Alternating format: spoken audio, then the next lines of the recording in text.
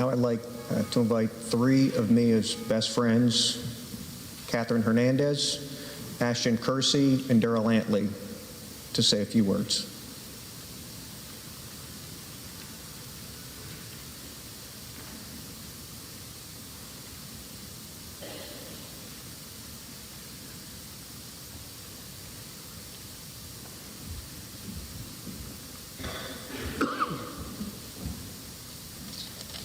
It's a little long, so bear with me. Good afternoon. For those that don't know me, my name is Catherine Hernandez, or formerly known as Officer Acosta. First, I'd like to say thank you for everyone being here to help Mia's family and friends celebrate her life. I met Mia and have known her for about 4 years through CMPD. We worked in the University City Division together, and the first time we met, according to her, was not in a good way. Although I never remembered our first encounter, Mia liked to remind me every single day of it. I was starting PTO phase and was having trouble opening the gun safe in the room. Mia walked in because she was on light duty and noticed I was struggling, so she helped me out. Apparently, I never said thank you or even looked at her. And every day since then, she reminded me of how that was the first time we met, and she already didn't like me. However, I still don't think that's how it went. Moving forward, everyone on shift would bring up her name as though she was someone famous, and I still had no idea who she was. A few coworkers would sometimes call me Little Mia because I guess I reminded them of her. I had a coworker one night tell me, when Mia comes back to work, I think you guys are going to become best friends. And that person was right.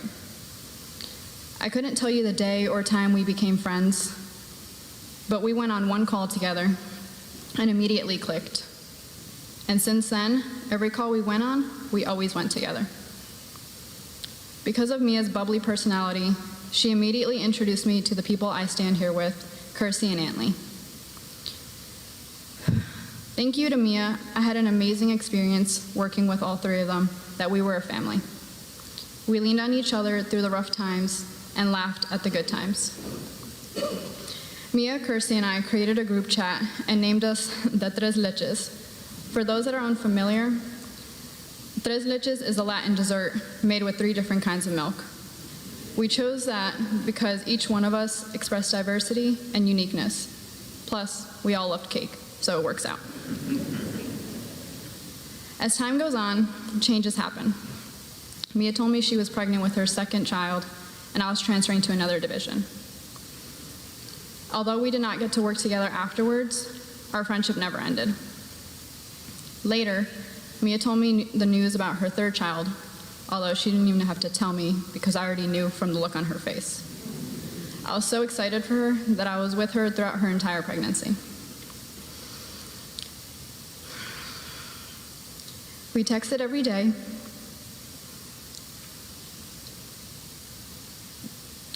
and spent so much time together that whenever we went out, people thought we were sisters.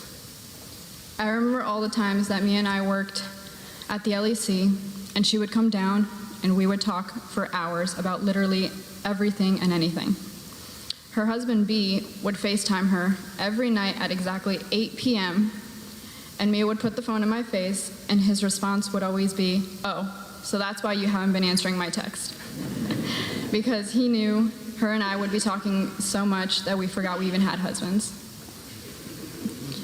Mia was so funny. Her laugh was contagious.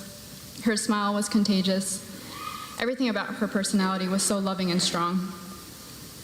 She was the strongest, most courageous person that I ever met. She was so respected. I idolized her character and sometimes was even a little afraid of her, but I never let her know that. She dedicated 110% of her time to her family, as that was what she valued most. Not only did she have time for 3 kids and a husband, but she made time for her friends and for her work. We also recently both decided to start going back to school together and started working out together. Even though we were not blood, she was my older sister. and sometimes even my mom, because she took care of me when I needed her the most, and she was amazing for that. I don't like to remember the day we lost her because I know she wouldn't want us to be upset. So instead, I'm here talking about her amazing life because I know she didn't regret anything of it. To the Figueroa family, Mia loved you all so, so much. Whenever she spoke about you, I felt the connection through her words that by the time she was done, I already knew everything about you without even meeting you. She wanted to let you know that she would have done anything for you, and I want you to know that she was never alone and she was always taken care of. To her husband and kids, you were all we talked about because she just had to brag about her family. And rightfully so, because you guys made 3 wonderful kids that I learned to love just as much as she did. As Mia's favorite line to say when she was done speaking, I say all that to say, thank you for allowing me to speak. I know Mia would have wanted it to be this way with the people that I stand beside. I love you, Mia. Thank you for being my best friend, my rock, my sister, my mom, all in one. I will forever cherish our friendship and promise to complete all our plans that we had started together for you. Thank you for allowing me to be a part of the family, and now it is time for you to rest in heaven and smile, and know that your children and family will be taken care of from here on out. We love you, Mia.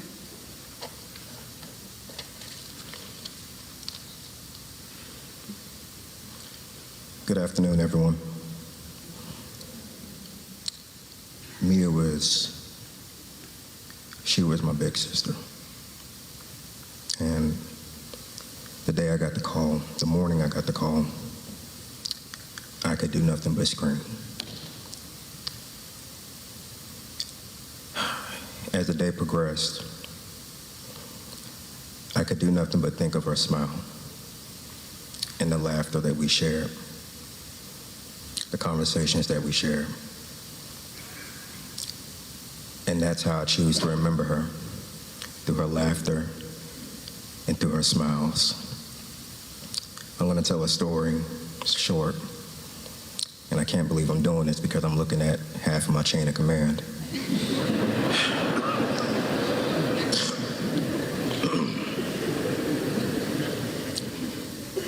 Before, Lord, I hope I don't get a negative PRD, but before her and I bought our homes, the home that y'all stay in, she texted me one night and said, "Hey, are you coming in?" I said, "Yes, I am." She was like, "Good, because I found all these houses on Zillow that I want to see. Some were in our division and some were not."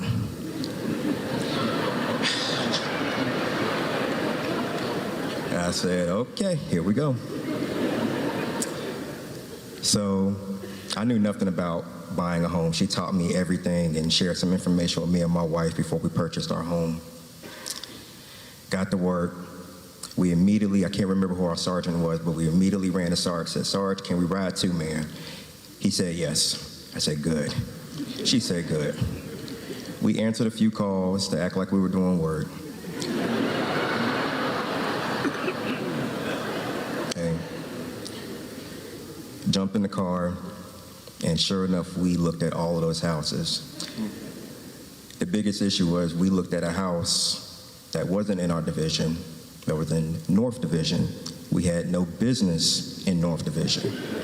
We didn't answer a call there. There was no out-of-team response. There was nothing. We went straight to North Division. It had to be 2 o'clock in the morning. I got out the car. No, she asked me to go look at the house. I think she was just tired or exhausted. Got out the car, walked up to the house. There was no cars in the driveway. Took my flashlight out. I started shining my light through the window. Unbeknownst to me, I did not know people posted their homes on Zillow and still lived in their homes.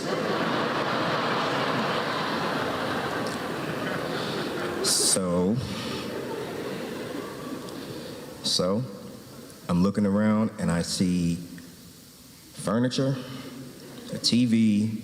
I pan my flashlight to the left. I see a beautiful kitchen island decorated with food. And I said, "Oh Lord, somebody lives in this house." And I saw a light upstairs cut on. and I took off running. Mind you, I'm in full uniform. I jumped in the patrol car in the passenger seat, and I said, go, go, go, go, go. And she took off. We laughed all the way back to university. And I checked the pending queue to see if there was any 88 calls. Thank God there wasn't, because I swear I would have told dispatch we'll take care of it. I know the suspect. I dealt with him a lot. So,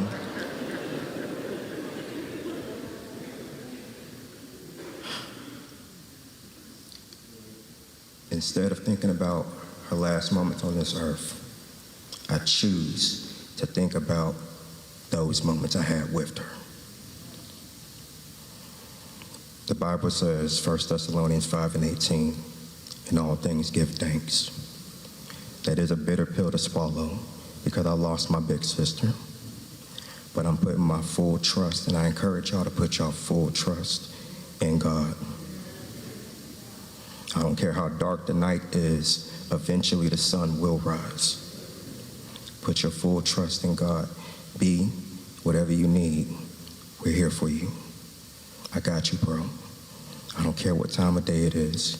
You call me, I'm there. My brothers and sisters that share this uniform, I love y'all. Watch your six. Be safe and get home.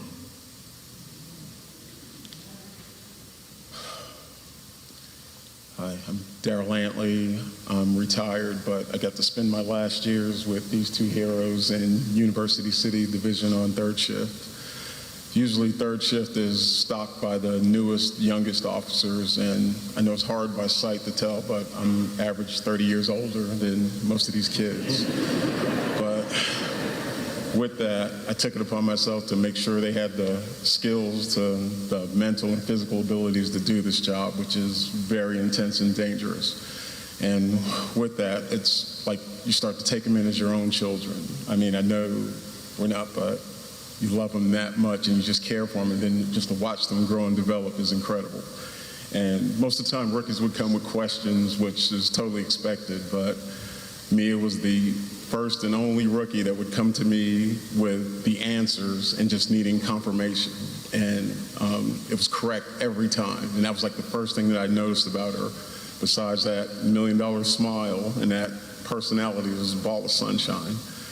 And they also taught me their millennial ways, because like when I came on, high technology was a pager, and people would send you a number and you had to drive to a payphone to call them back. But Mia had this little computer wrist, I think it was Apple Watch. And it was like out of Star Trek. She's sitting there getting information, like texting Brett and checking on her kids right there. And I mean, it just blew me away. And her language, the word extra, I didn't know that was a separate word, like you're being extra. So just things like that in 30 years that I just took in and embraced. But shortly after I retired, actually, Kat and Mia ended up on a severe domestic call where they literally saved a woman's life. And unfortunately, to do that, another life had to be terminated. But that was the ultimate, all these heroes in this room can tell you that is the one thing that they never wanted to have to do. So I called and checked on them just to see where their heads were and make sure they were okay. And after that moment, I knew they were going to be fine out here. But for the first time, like I was hear spouses and family members talk about when their spouses go out on patrol, how they worry about that call and them being out there in the night. And I never really embraced that until December 22nd. I woke up at like 8:50 a.m. And the first thing I saw in the news was this picture. And